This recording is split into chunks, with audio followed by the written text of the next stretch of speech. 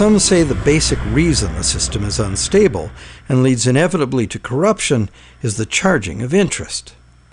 As explained earlier in this series, in our current bank credit as money system, the principal amount of a bank loan is simply created from the borrower's promise to pay back the principal plus interest in money. But the money to pay the interest is not created.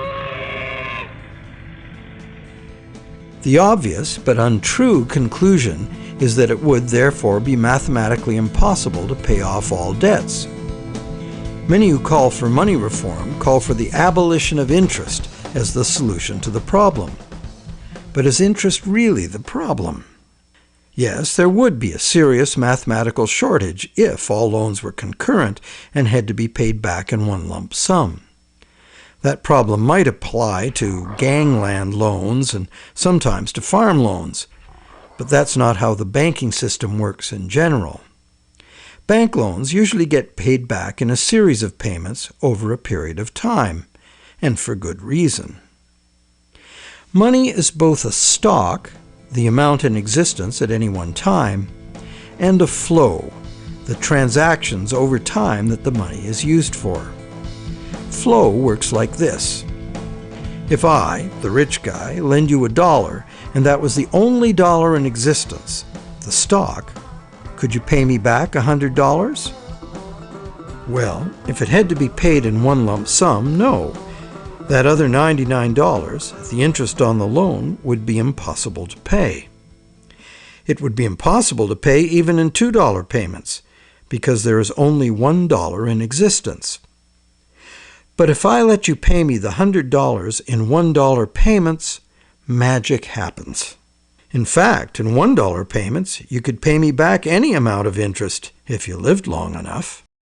The only condition required to make full payment of a $100 debt with only $1 in existence is that I give you the opportunity to earn or otherwise get that dollar back each time you pay it to me. This is the flow, and by means of the flow, the same dollar can be paid any number of times and becomes effectively many dollars, all legitimately representing the work done to earn them. It is always the work, the real value, that pays the debt and gives the dollar its value, not the dollar itself. The relationship in our example is dreadfully unequal, because the man with the money has enslaved the man without it, just like the real world, some would say. But a simple loan at interest need not produce a shortage of money or cause unpayable debt if flow is 100%, as in our example. Flow is the real measure of economic activity. It's much more significant than the stock in a money system, as it multiplies the effective money in circulation. Given that today we use an exclusively debt money system, what is flowing in all these transactions is credit or promises to pay money. This credit is ultimately nothing more than the promises of borrowers to pay this credit back, usually according to a time schedule and usually with interest added. To pay this credit back, most of us will have to work and earn it by being productive. So, therefore, the real value of the money that flows in our economy today is created by our promises of future productive work. We take a loan in order to have something now rather than later.